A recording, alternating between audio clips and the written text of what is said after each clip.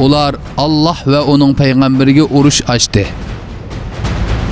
Allah ularga lanet kıldı. Rizqlerdeki bereketini yok kıldı. Qavrlaridan şeytan urup saran qilvetken halatda qopudu. Cehennemge taşlanıdı. Kursakları öydek çoğun ve içinde yılanlar vardır.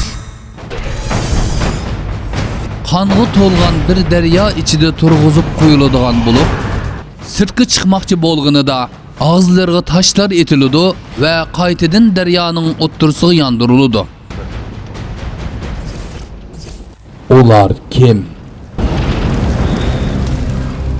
Ösüm yiyenler.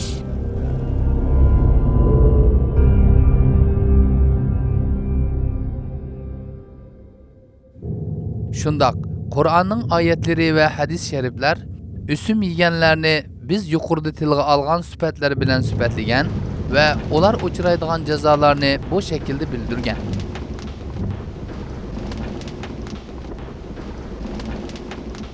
Bizlerning bu eserini tayyorlashimizdagi maqsad ösümning ne kadar çoğun günah ekanligini ayetler ve hadis şerifler bilen tushundirish ve ösüm yeyishning qandoq günah ekanligini bilmaganlarga qilmishlarining oqibatini ko'rsatib bu günahdan yiroqlashtirishdir. Chunki inson ba'zida bir günahni onun cezasını ve çoğunluğunu bilmezsin kichik ko'rib qiladi. Günahını kichik sanashning o'zila ağır günahdır. Amma tulumu afsuski, bu asrning ko'plagan musulmonlari günahlarga pisand qilmasdan pervasizcha günahga patmoqda. Bu günahlarning biri ösümdür. Afsuski ösüm namaz o'qiydigan musulmonlarning bir qismining ichiga singib kirgan bo'lib, bir qism mu'minlar ösüm yesa, yana bir qismi bankidan qarz edish ismi bilan ösüm almoqda ve qilvatgan gunohning cho'ngligidan ve onun jazosidan g'aflatda qolmoqda.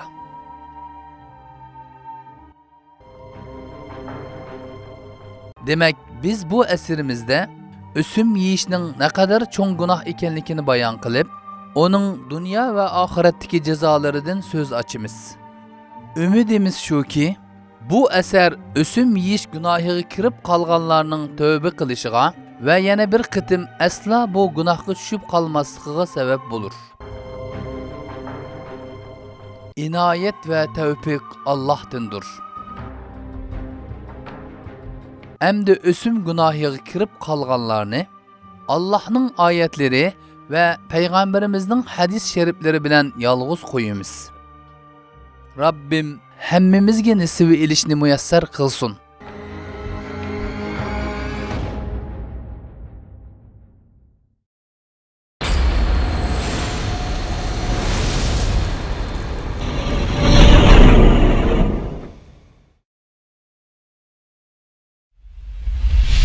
Ey iman etgan kişiler, haqiqiy mu'min bo'lsanglar, Allah'ның emriga muhalefetçilik qilishdan saqlaninglar. Kişilerinin zimmiside kılıp kalgan cezanını, yani ösümünü almanlar. Eğer onda kılsanlar, bilinler ki Allah ve onun Resulü'nü uruş açkan bulursiler. Bu ayetki dikkat kılış lazım. Kur'an'da hiçbir günah üçün Allah ve Resulü'nü karşı uruş içiş tabiri işletilmegen. Allah ve Resulü'nü karşı uruş içiş ifadesi faqatla ösüm yiyenler üçün işletilgen. Ösümnün Allah nazarida ne kadar çoğun günah ekanligini ko'rsatishga her halda bunchilik kifoyadir. Endi ey ösüm yeydigan kishi, sen yegan ösüm sebebi bilan qandoq bir urushga kirganligingni bilamsan?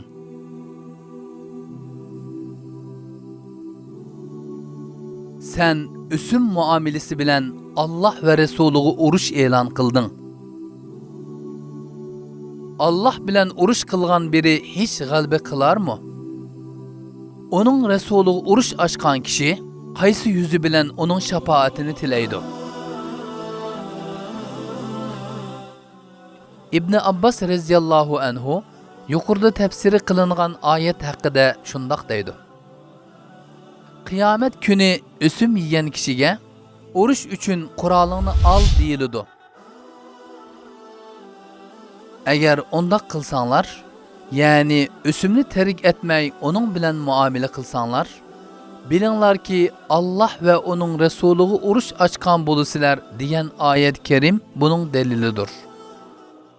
Ey o'sim olgan va yoki bergan kishi, o kunda urush uchun qurolingni al so'ziga muxotab bo'lganingda qaysi dunyo bilan seni qutqizadi? Allah bilan urush qilishga kuching bormi?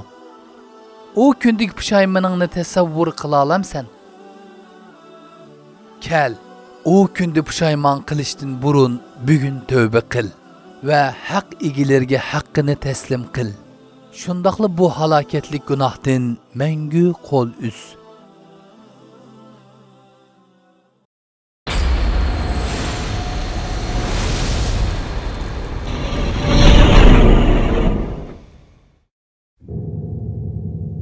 Resulullah sallallahu aleyhi ve sellem dedi ki,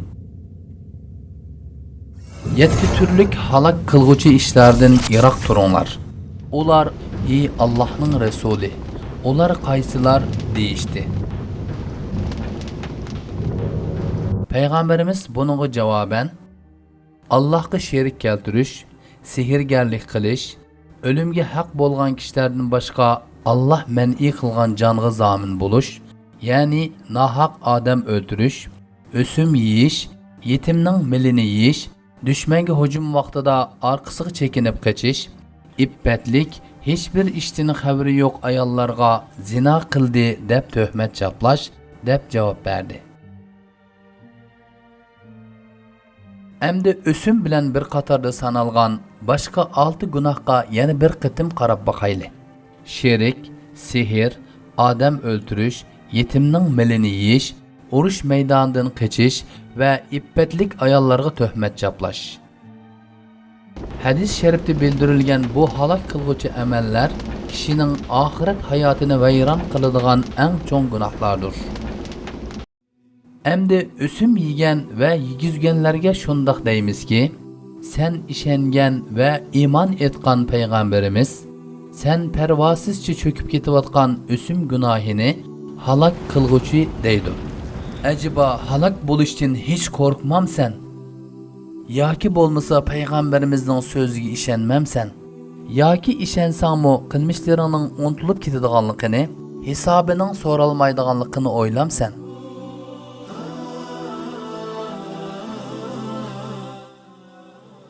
Yolg'on so'zlash ehtimoli bo'lgan insonlarning ogohlantirishini anglab va xatar ehtimoli %1% bo'lsa-mu, o ishni tashlashga urinsan-yu, yolg'on so'zlash ehtimoli asla mumkin bo'lmagan payg'ambaringning ogohlantirishini nemishqa anglamaysan va boshda o'sim bo'lish bilan birga yana nurg'un gunohlardan nemishqa o'zingni tortmaysan?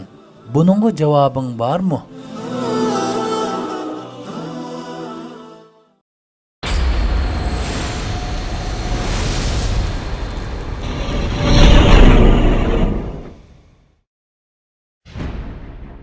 Allah Sure Baqara'nın 275. ayetinden 278. ayetlergece şundaq deydi.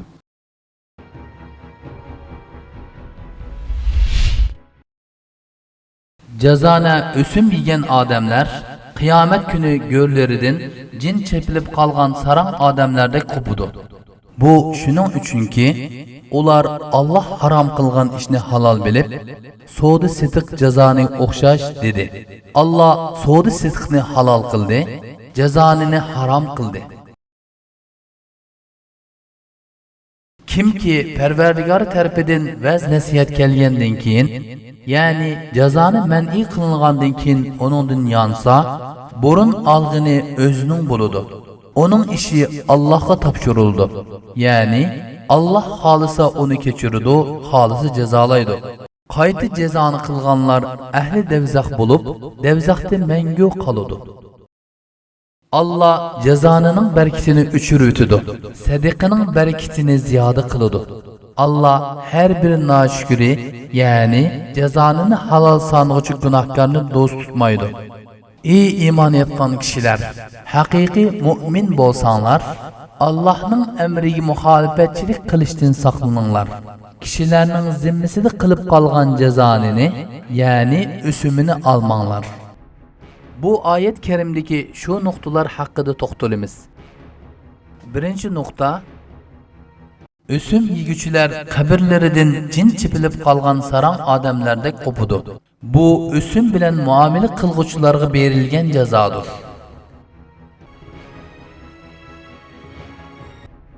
F ibn Malik'ten rivayet kılınan bir hadiste Peygamberimiz sallallahu aleyhi ve sellem mundaq degan: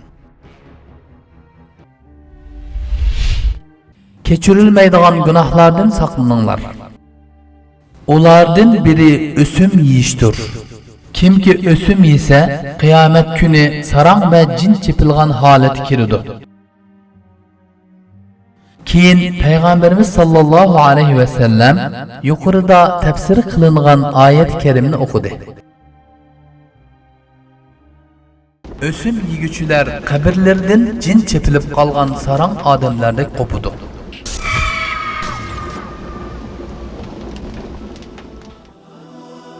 Ey ösüm yiyen kişi, 3 günlük dünya mili üçün qabrangdan şeytan sarang qilib qo'ygan odamdek qo'pishga rozimisan?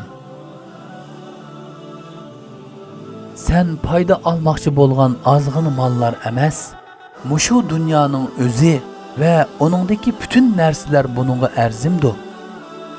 Dunyoda qanchalik kuning qoldi? Butun dunyo sening bo'lsa-mu, bir kuni o'lim kelib, endi chiq teshig'a demasmi? Nihoyat az vaqtdan keyin dünyani ve yaxshi ko'radigan bütün mallarini tashlab ketadiganligini bilmamsan. Shundoq o'simdan erishgan mallarni tashlab ketasan, ammo uning gunohini ustunga yuklab ketasan.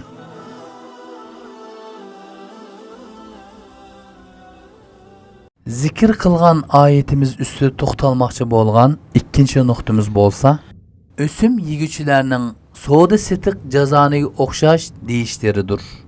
Ya'ni ular o'sim bilan savdo setiqni o'xshash o'rniga qo'ygan bo'lib, ularning bu so'zlarini zamonimizdagi jazonixo'rlarmi so'zlamoqda va shundoq demoqda. Biz ilm setim qilyapmiz. Pul bilan pulni sotamiz. Buning boshqa savdolardan nima farqi bor?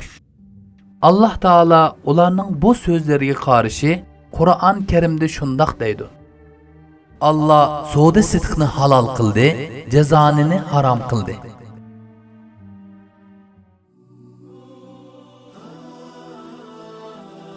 Ey o'sim vabosiga mubtilo bo'lgan musulmon, Allohning bu so'zini anglab turib, yanala o'simmi savdo setiqqa o'xshash demsan? Bilginki o'sim savdo setiqqa o'xshash emas. Chunki Alloh o'simni harom, savdo setiqni halol qildi. Allah'ның bir narsani haram qilishi onundan qachish uchun yetarli sabab bo'la olmamdi.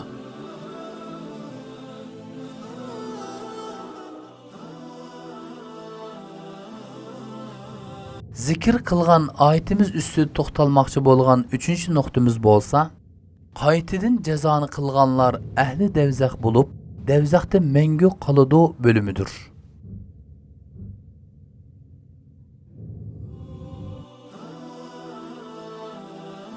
Ey üsümge cesurluk bilen petevatkan insan, ko'rivatamsan, Rabbin üsüm yeganlarning oqibatinin cehennem ekenligini bildiribdi ve o yerde mangu qoladiganligini xabar qilibdi. Bu xabar seni qo'rqitmamdi? Qalbinga nima bo'ldi? Rabbimizning qo'rqitishiga parvo qilmaydigan darajada qaraydimi? Yoki sening farzingcha cehennemge kirish ve o yerde mangu qilish oson ishmi?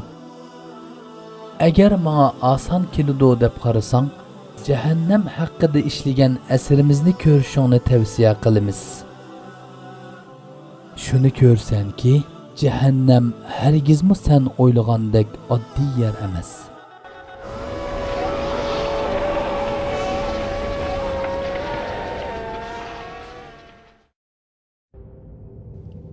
Zikir qilgan oyatimiz ustida to'xtalmoqchi bo'lgan 4-nuqtamiz bo'lsa, Allohning jazonining barakatini o'chirib etib, sadiqining barakatini ziyoda qilishidir.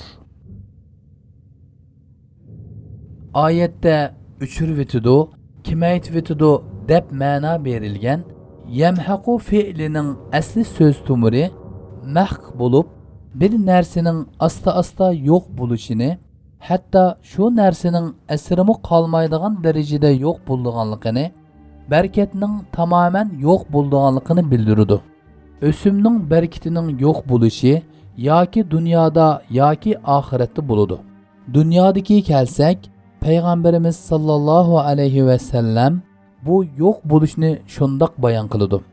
O'sim ko'p bo'lgan taqdirdimi oxirida ozga aylanadi. Demak, mana bu sir sabablik o'sim yeguchilar oxiri vayron bo'lmoqda va ichinishlik holatda o'lmoqda. O'simning oxiratdagi vayron qilishiga kelsak, Ibn Abbos radhiyallohu anhu shundoq deydi. Allah Taala o'sim yeguchining sadiqasi, jihodi, hajji va tuqqanlarni yo'qlashlarini qabul qilmaydi.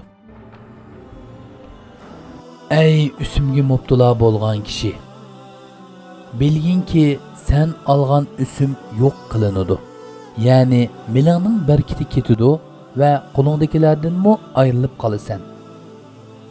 Ammo asli vayronchilik oxiratdadir. O'sim yeganliking sababi bilan qilgan yaxshi amallaring yuzingga uriladi va shundoq pushaymon qilsanki, hatto xiyolmu buni tasavvur qilishga ojizlik qiladi.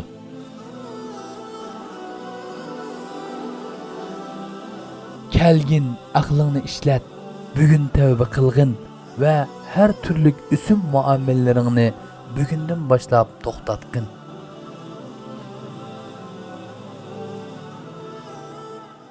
يا رجاء